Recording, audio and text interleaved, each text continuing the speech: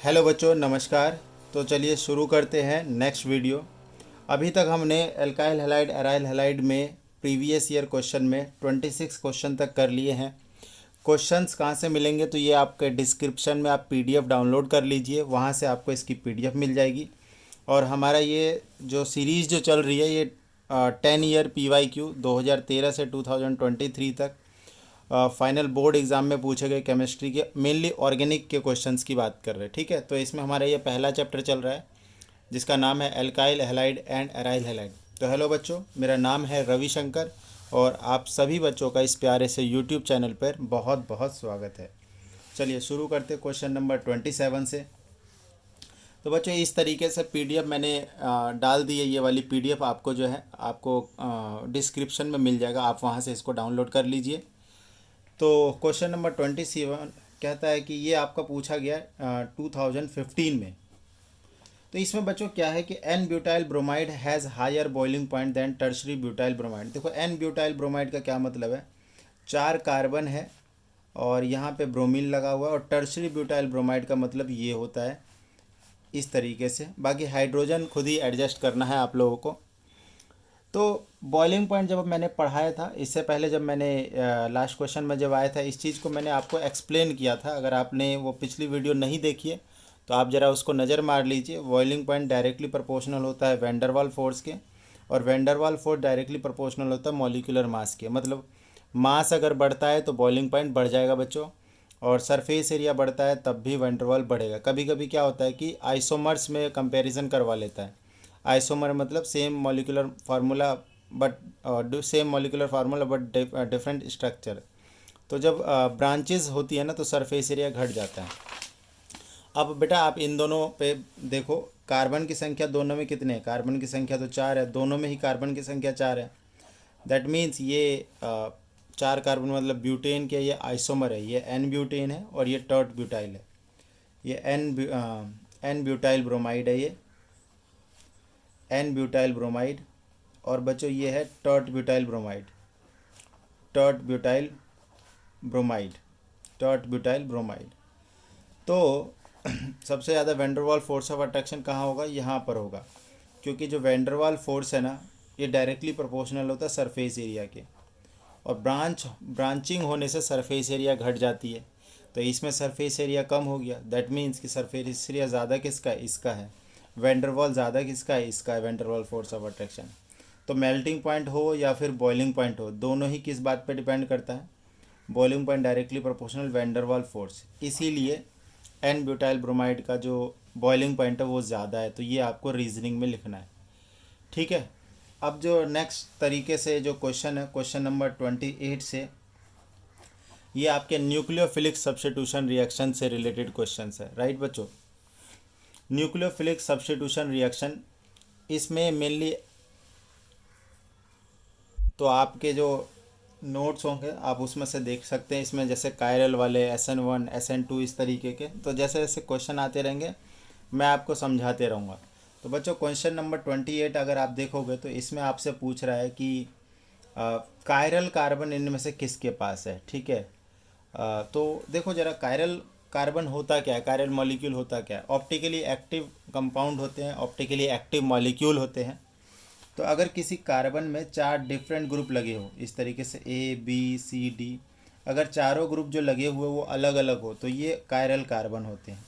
तो organic compound जिसमें carbon पे लगे हुए चारों ग्रुप अलग अलग हो, those are called chiral carbon, right. तो और वो मॉलिक्यूल जो होता है वो कायरल मॉलिक्यूल हो जाता है अगर कंपाउंड के अंदर में कायरल सेंटर हो। अगर कायरल सेंटर है तो मॉलिक्यूल पूरा का पूरा कायरल मॉलिक्यूल हो जाता है, कायरल मॉलिक्यूल हो जाता है। और आपसे पूछे कायरल मॉलिक्यूल मतलब optically active molecule, optically active. Optically active का मतलब होता है कि वो प्लेन पोलराइज्ड लाइट को ये रोटेट कर सकता है, डेविएट कर सकता है, या फिर उसको डेक्स्ट्रो की तरफ या फिर लीवो, मतलब पॉजिटिव साइड या negative side depending on that, ठीक है। ऑप्टिकली एक्टिव, ऑप्टिकली एक्टिव होते तो इसके 2 फॉर्म्स एग्जिस्ट करते हैं जिनको इनेंशियोमर कहते हैं, ठीक है। अगर ऑप्टिकली एक्टिव होगा तो उसके 2 फॉर्म्स एग्जिस्ट करेंगे, that means they are enantiomer of each other. और अगर इनेंशियोमर के 50-50% मिक्सचर ले लीजिए इक्वल प्रोपोर्शन में, तो जो मिक्सचर होता है वो रेसमिक मिक्सचर होता है, क्योंकि जो इनका नेट ऑप्टिकल रोटेशन होता है ज़ीरो होता है। मैं क्या कह रहा हूँ, जो इनेंशियोमर है, इनेंशियो मतलब ऑप्टिकली एक्टिव कंपाउंड के दो फॉर्म्स, जैसे डेक्स्ट्रो हो गया एंड लीवो हो गया। डेक्स्ट्रो अगर 50% ले लो और लीवो भी अगर 50% ले लो, तो इस मिक्सचर को रेसिमिक मिक्सचर कहते हैं और ऑप्टिकल रोटेशन इसका ज़ीरो होता है बच्चों। चलिए खैर, बात हमें इस क्वेश्चन में ये देखना है कि कायरल सेंटर है या नहीं। देखो ऑप्शन ए अगर आप बनाओगे तो ऑप्शन ए कुछ इस तरीके का है। ये देखो बच्चों, इस पे बी आर और फिर इधर से सी एस थ्री है, तो आप देख रहे हो कि यार ये वाला और ये वाला तो सेम ही है, तो कायरल सेंटर नहीं है। इसके बी ऑप्शन देखिए, सी फिर ऊपर में एच, नीचे में सी एल, और फिर इधर जो है ना सी फिर बी आर, CH2Br है बेसिकली। तो आप देखिए इधर ये अलग है, ये अलग है, ये अलग है और ये अलग है, तो इसका मतलब ये वाला कार्बन कायरल कार्बन हुआ है। ठीक बच्चों, ठीक है, ये वाला कार्बन कैसा कार्बन हुआ, कायरल कार्बन। तो ये ऑप्शन नंबर हमारा बी इसका सही हो जाएगा, राइट। नाउ नेक्स्ट क्वेश्चन चलते हैं, क्वेश्चन नंबर 29। क्वेश्चन नंबर 29, इसमें आपके पास बच्चों देखो 3 कंपाउंड दिया हुआ है। अगर आपने PDF अभी तक डाउनलोड नहीं किया है, उसको डाउनलोड कर लीजिए सो दैट आपके पास क्वेश्चन का एक्सेस हो। डिस्क्रिप्शन में जाइए, डिस्क्रिप्शन में मैंने लिंक दे दिया है, ठीक है, या तो आप किसी दूसरे डिवाइस पे उसको ओपन करके लिख लीजिए, है ना, सो दैट देखो क्वेश्चन देखोगे तभी चीज़ें और अच्छे से बेहतर समझ में आएगी। बिना क्वेश्चन देखे आप करोगे तो काम खराब हो जाएगा, ठीक है। तो आप एकदम देख रहे हैं वीडियो को, तो आप ढंग से देखिए, तो ठीक है। चलिए आगे बढ़ते हैं, डिस्क्रिप्शन में आप उसका लिंक देख सकते हैं। SN2 की रिएक्टिविटी चेक करनी है, तो बेटा देखो अभी मैं थोड़ा सा हल्का सा आपको ब्रीफ देता हूँ। न्यूक्लियोफिलिक या फिर SN रिएक्शन जो होती है, SN रिएक्शन 2 प्रकार की होती है, SN1 रिएक्शन और SN2 रिएक्शन। ज़्यादातर क्वेश्चन जो है ना रिएक्टिविटी से होगा, तो रिएक्टिविटी में मैं बताऊं कि SN1 में ना इसका जो रेट होता है वो डायरेक्टली प्रोपोर्शनल होता है स्टेबिलिटी ऑफ कार्बोकटाइन के, स्टेबिलिटी ऑफ कार्बोकटाइन। और वैसे 3 डिग्री, 2 डिग्री, 1 डिग्री ये होता है ना। कभी कभी क्या होता है कि ना ऑर्डर से 3 डिग्री मतलब ऑर्डर सेम रहता है, फिर भी बोलता है कि रेट चेक करो, तो इन दैट केस आपको स्टेबिलिटी ऑफ कार्बोकटाइन देखना है, ठीक है। ऑल्दो SN1 में 3 डिग्री, 2 डिग्री, 1 डिग्री।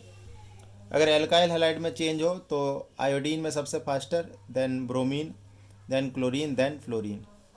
SN2 में जो रेट होता है, rate is directly proportional to stability of 5 member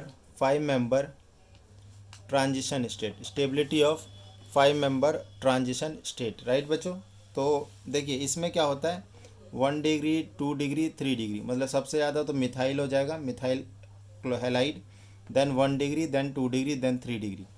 अब और बाकी ये वाला तो एज इट इज़ रहेगा, 1 IBrClF।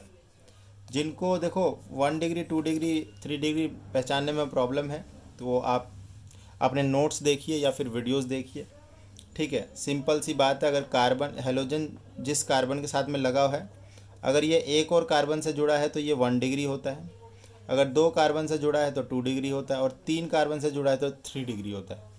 चलिए देखिए इस क्वेश्चन में हमें SN2 का रेट पूछा है बेटा। SN2 मतलब ये वाली चीज़ होगी। देखिए ये देखो आपका क्या है, जिस कार्बन से हैलोजन जुड़ा है वो एक और कार्बन से जुड़ा हुआ है, तो ये तो बच्चों 1 डिग्री है, ये 2 डिग्री है, और ये वाला जो है ना बेंजीन, क्लोरोबेंजीन है। जो बेंजीन जो होते हैं ना, बेंजीन वाले alkyl aryl halide nucleophilic substitution reaction show ही नहीं करते, ठीक है, डज नॉट शो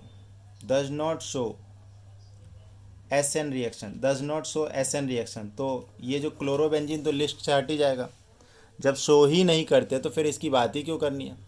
तो यहाँ पे क्लोरोबेंजीन जो है यहाँ से चीज़ें हट जाएगी। क्लियर है बच्चों। तो अगर हम रेट की बात करें, तो देखिए रेट की बात करें तो सबसे ज़्यादा क्या 1 डिग्री है, तो सेकंड वाला, देन 1 और देन थर्ड। आप ऑप्शन में जाइए, ऑप्शन में आपको मिलेगा 213 है बेटा, सी ऑप्शन, इसका जो 29 का ऑप्शन है सी हो जाएगा। क्वेश्चन नंबर 30 को देखते हैं। क्वेश्चन नंबर 30 में ये चीज़ है बच्चों, इस तरीके से ठीक है, साइक्लोहेक्सेन के बीच ब्रोमो है, ठीक है, 1 ब्रोमो साइक्लोहेक्सेन है। Magnesium dry ether, magnesium dry ether आपको मालूम होना चाहिए ना, ग्रिग्नार्ड रिएजेंट बनाने का प्रोसेस है। ग्रिग्नार्ड रिएजेंट की स्पेशल बात आप अपने नोट्स में देख सकते हैं, ये MgBr बन जाएगा माइनस, ठीक है। तो हो सके तो मैं नोट्स भी लिंक में डाल दूंगा, आप नोट्स वहाँ से देख सकते हैं। अब ये देखो ये क्या बन गया, ये बेटा ग्रिग्नार्ड रिएजेंट बन गया। ग्रिग्नार्ड रिएजेंट के बारे में या तो एक बात आप लिख लो, इसको अगर प्रोटॉन का सोर्स कहीं से भी मिल गया, प्रोटॉन बच्चों मतलब H+ का सोर्स, H+ का सोर्स कहाँ क्या क्या हो सकता है, देखो एक तो वाटर हो सकता है, एक कोई भी एसिड हो सकता है, या फिर मॉइस्चर हो सकता है, या फिर बेटा कोई अल्कोहल हो सकता है। मतलब किसी भी प्रकार का अगर H+ का सोर्स इसको मिल जाए तो तुरंत क्या करेगा, वहाँ से H ले लेगा, वहाँ से H ले लेगा और तुरंत ये एल्केन में कन्वर्ट हो जाएगा। तो ये साइक्लोहेक्सेन बन गया। क्या बन गया, साइक्लोहेक्सेन। तो बेटा इसको H+ का सोर्स नहीं मिलना चाहिए, तभी तुम रिएक्शन आगे करवा पाओगे। तो ऑप्शन नंबर देखो सी हो जाएगा क्वेश्चन नंबर 30 का। नाउ नेक्स्ट क्वेश्चन नंबर 31 पे चढ़ते हैं। Question number 30, इनैंशोमर। अभी मैंने थोड़ी देर पहले इनैंशोमर की बात करी थी। ये देखो इस वाले क्वेश्चन में 28 में जो इनैंशोमर होते हैं, इनैंशोमर में सिर्फ एक चीज़ का डिफरेंस होता है, ऑप्टिकल रोटेशन का, बाकी सारी चीज़ें सेम रहती है। तो यहाँ पे 31 में ऑप्शन में क्या क्या दिया हुआ है कि enantiomer differs only in boiling point, गलत बात। मेल्टिंग पॉइंट, गलत बात। सॉल्युबिलिटी, गलत बात। तो रोटेशन ऑफ पोलराइज लाइट, तो मैंने अभी बताया कि जो इनैंशोमर होते हैं only differ in the optical rotation, ठीक है। तो बी ऑप्शन जो है इसका बेस्ट एकदम सही ऑप्शन हो जाएगा कि enantiomer is differ only in rotation of polarise light. 2021-22 में पूछा गया क्वेश्चन है और बड़ा ही दिलचस्प क्वेश्चन है ये। क्वेश्चन नंबर 32 पे आते हैं बच्चों। क्वेश्चन नंबर 30 देखो, एक चीज़ अभी अभी मैंने थोड़ी देर पहले डिस्कस किया, जो क्लोरोबेंजीन मतलब एराइल हैलाइड होते हैं ना, एराइल हैलाइड, ये nucleophilic substitution reaction SN reaction show नहीं करते। कारण क्या है देखो, न्यूक्लियोफाइल एक नेगेटिवली चार्ज स्पीसीज है और बेंजीन के ऊपर खुद का इलेक्ट्रॉनिक क्लाउड है।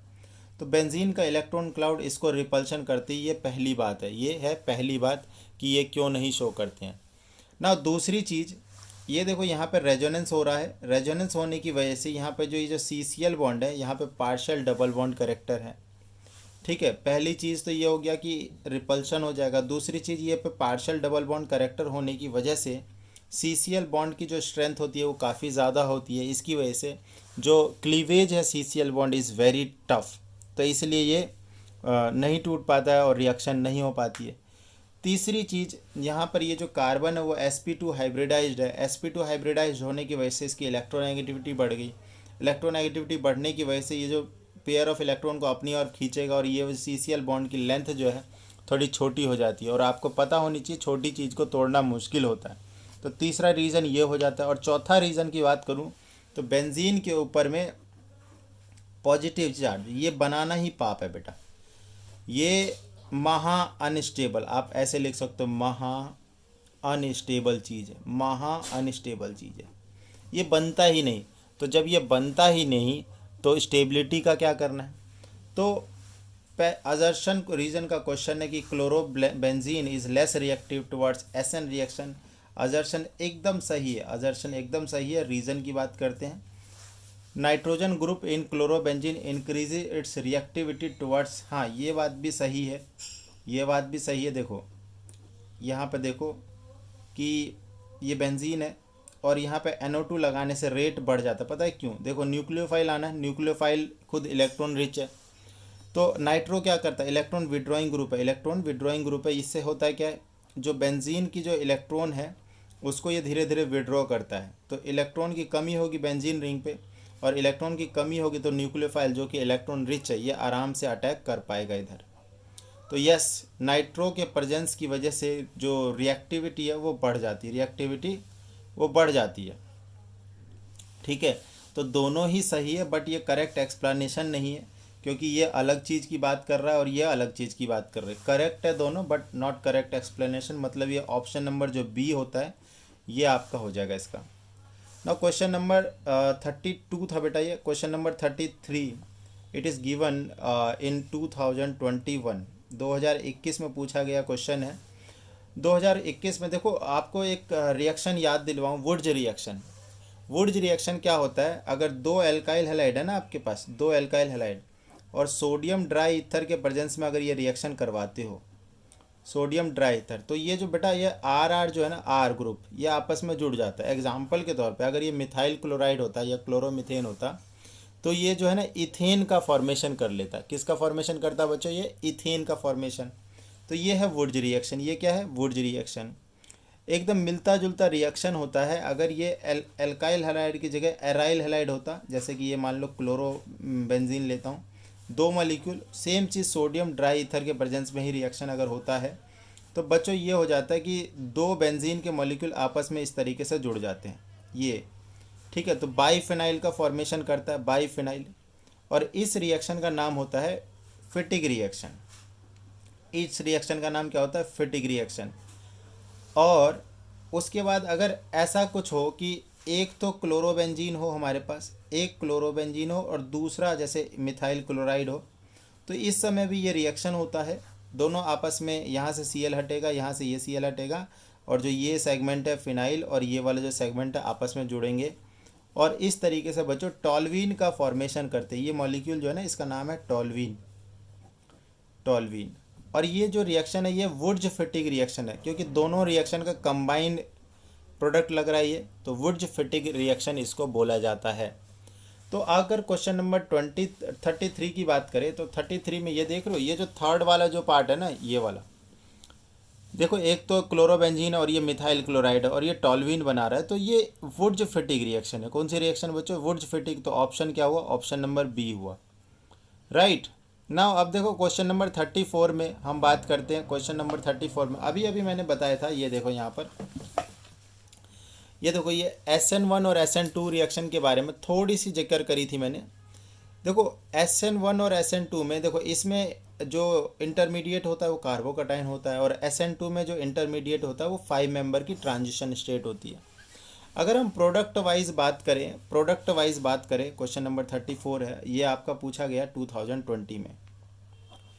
देखो SN रिएक्शन में अगर हम प्रोडक्ट वाइज बात करें, तो इसमें SN1, एक तो SN1 है और एक SN2 है।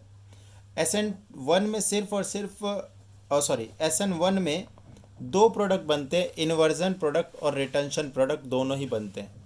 मैं क्या कह रहा हूँ, SN1 में इन्वर्जन भी होगा, मतलब देखो हमारे पास जैसे RCl है, ये हमारा एल्काइल हैलाइड है, तो RCl RNU इस तरीके से भी न्यूक्लियोफाइल जुड़ जाएगा राइट साइड से, जिधर Cl था उधर ही, या फिर बैक साइड से भी जुड़ेगा। तो इसको बोलते, जिस साइड से हेलोजन गया उसी साइड में अगर न्यूक्लियोफाइल जुड़ा है तो इसको बोलेंगे रिटेंशन, और दूसरी साइड में अगर न्यूक्लियोफाइल आया है इसको बोलते इन्वर्जन। अब ये दोनों ही अगर मान लो 50-50% बने, या फिर 50-50% आप लेके एक मिक्सचर तैयार करो, तो उस मिक्सचर का नाम होता है रेसेमिक मिक्सचर। उस मिक्सचर का नाम क्या होता है, रेसेमिक मिक्सचर। बिकॉज वो क्या होता है, ऑप्टिकली इनएक्टिव होता है। क्यों होता है, क्योंकि देखो इसका जो ऑप्टिकल रोटेशन होगा ये वो इससे उल्टा होगा, सेम ही तो कंपाउंड है, दे आर इनेंशियोमर, और इनेंशियोमर ऑप्टिकल रोटेशन में दोनों एक दूसरे से डिफरेंस होते हैं, डिफर करते हैं। तो दोनों की ऑप्टिकल रोटेशन एक दूसरे को कैंसिल आउट करेगा, नेग्लेक्ट कर देगा। तो ऐसी स्थिति में जो रेसेमिक मिक्सचर है वो ऑप्टिकली इनएक्टिव हो गया। बट बेटा SN2 में ना सिर्फ एक ही प्रोडक्ट बनता है, न्यूक्लियोफाइल बैक साइड से, है ना, बैक साइड से अटैक करता है, इस लेस हिंडर्ड साइड से अटैक करता है, ठीक है, बैक साइड या फिर लेस हिंडर्ड साइड से अटैक करता है, राइट। तो इसीलिए इसमें ऐसा कोई रेसमाइजेशन नहीं होता है। तो हमें यही पूछा गया कि 34th क्वेश्चन में रेसमाइजेशन किस में होता है, तो SN2 में तो बिल्कुल नहीं होता, ए ऑप्शन नहीं होगा। हाँ, इसका बी ऑप्शन होगा SN1 रिएक्शन में, ठीक है, नीदर SN1 नीदर SN2, ये भी नहीं होगा। तो B is the correct option, that is racemisation can occur in only and only SN1 reaction, क्योंकि वहाँ पे दोनों टाइप के प्रोडक्ट मिलते हैं, राइट बच्चों। ना क्वेश्चन नंबर 35, क्वेश्चन नंबर 35 की बात करें, क्वेश्चन नंबर 35 में the conversion of alkyl halide into alcohol. देखो ये एल्काइल हैलाइड है, एल्काइल क्लोराइड ले लेते हैं, और जब इसको अल्कोहल में कन्वर्ट करते हैं एक्वस NaOH से रिएक्शन करवा के बच्चों, एक्वस NaOH से रिएक्शन करवाते हैं तो ये ROH बन रहा है। तो आप देख क्या रहे हो कि Cl यहाँ से हट रहा है और OH यहाँ पर जुड़ रहा है, Cl हट रहा है और OH जुड़ रहा है। इसको क्या बोलते हैं? इसको बोला जाता है सब्स्टिट्यूशन। क्या बोलते हैं? सब्स्टिट्यूशन। अब यहाँ पे सब्स्टिट्यूशन हुआ कैसा है? सब्स्टिट्यूशन हुआ कैसा है? देखो यहाँ पर OH जो है आपस ने Cl को सब्स्टिट्यूट किया, तो OH क्या है? एक न्यूक्लियोफाइल है। OH क्या है? एक न्यूक्लियोफाइल। तो बेटा ये क्या हुआ? ये हुआ न्यूक्लियोफिलिक सब्स्टिट्यूशन रिएक्शन। तो देखिए ऑप्शन अगर देखा जाए तो क्वेश्चन नंबर 35 के ऑप्शन देखो बेटा, डिहाइड्रोजिनेशन ऑफ रिएक्शन गलत, a substitution reaction, B option is the correct option, right. और सी ऑप्शन देखो एडिशन रिएक्शन, ये भी नहीं है। तो इस तरीके से क्वेश्चन नंबर 35 हमारा खत्म होता है, बी ऑप्शन, ठीक है। तो इस क्वेश्चन इस वीडियो में कम ही हो पाए, नेक्स्ट वीडियो में कोशिश करेंगे कि थोड़े ज़्यादा क्वेश्चन करने का।